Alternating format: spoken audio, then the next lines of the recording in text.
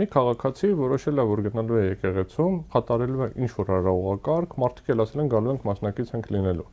Հիմա Հայաստանում կան բազմաթիվ գործող եւ բազմաթիվ ցավոք սրտի խոնարհված եկեղեցիներ։ Հիմա եթե ես վաղը որոշեմ, որ այդ եկեղեցիներից որևէ մեկում էական չի խոնարհված գործող, գնալու եմ ինչ-որ արարողակարգ եմ իրականացնելու։ Մարդիկ էլ գալու են այնտեղ լսելու են, հավաքվելու են, հիմա դա անունը սադրանք դնենք, սպառնալիք դնենք, զավթուն դնենք, տարբեր գնահատականներ տվեցին, երկու մասի եմ ուզում այս process-ը բաժանեմ, որ պարզ լինի, որ ասում ենք մեկնաբան ենք, կա դավանաբանական, եկեղեցական, սա դասական աղանդավորական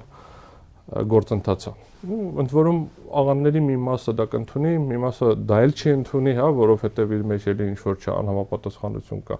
Իրավաբանական տեսակետից հարցերը շատ ավելի բարդ ու բազմաշերտ են, որովհետև եթե մենք իրավաբանության տեսակետից ենք նայում, կար հրապարակումներ զավթելու հետ կապված սեփականության իրավունքի,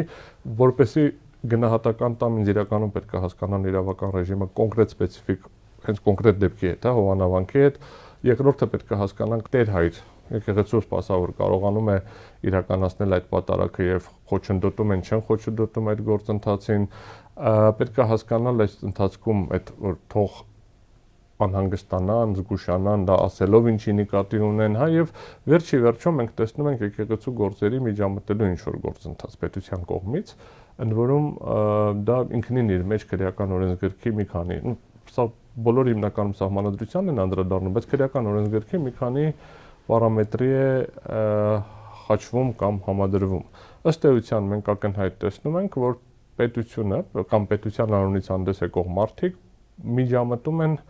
դավանանքի ազատությանը,